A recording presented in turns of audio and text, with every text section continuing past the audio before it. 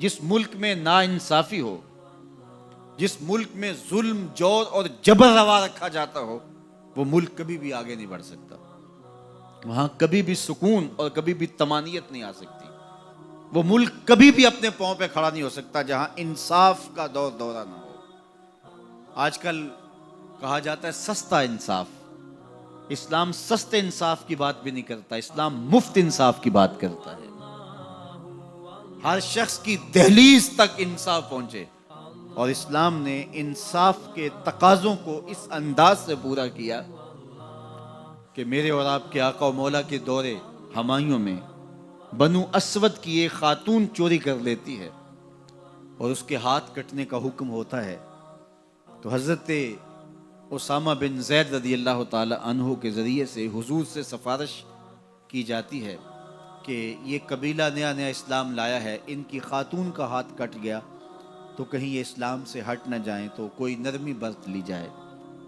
تو حضور بلال حبشی کو ممبر بچھانے کا کہتے ہیں. لوگ جمع ہو جاتے ہیں تو آقا کریم ممبر پہ جلوہ افراز ہوتے ہیں اور فرماتے ہیں تم سے پچھلی امتیں اس لیے ہلاک ہوئیں کہ امیر اور غریب کے لیے الگ الگ انصاف کے تقاضے تھے ان کے ہاں. فرمایا میری شریعت میں ایسا نہیں ہوگا.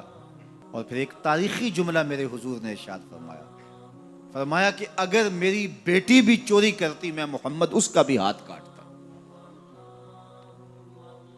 جب کسی بھی ملک کے اندر، کسی بھی ریاست کے اندر دو طرح کی عدالتیں ہوں، غریبوں کے لیے الگ نظم ہو، امراء کے لیے الگ قانون ہو، تو پھر کبھی بھی اللہ کی رحمتیں ان قوموں پہ نازل نہیں ہوتی.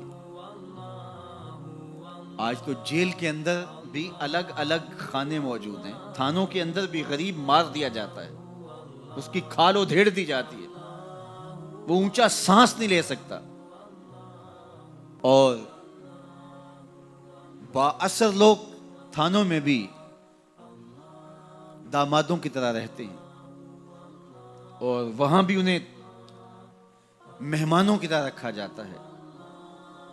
اور عدالتوں میں جو ہوتا ہے وہ کسی زمانے میں کہتے تھے کہ وکیل کر لو، اب کہتے ہیں جج کر لو.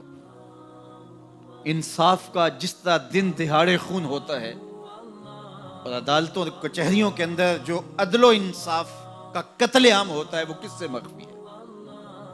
اپنی آنکھوں پہ پٹی باندھ کر کے اور خاموشی اختیار کرنے سے کوئی فرق نہیں پڑتا. آج ہمارا عدالتی نظم انصاف نہیں دے رہا. اگر ہم چاہتے ہیں کہ یہ ملک آگے بڑھے اور مستحکم ہو تو نظام عدل کو درست کرنا پڑے گا. عدالت کے اندر خلیفہ وقت بھی کھڑا ہوتا تھا اور ایک ذمی بھی کھڑا ہوتا تھا.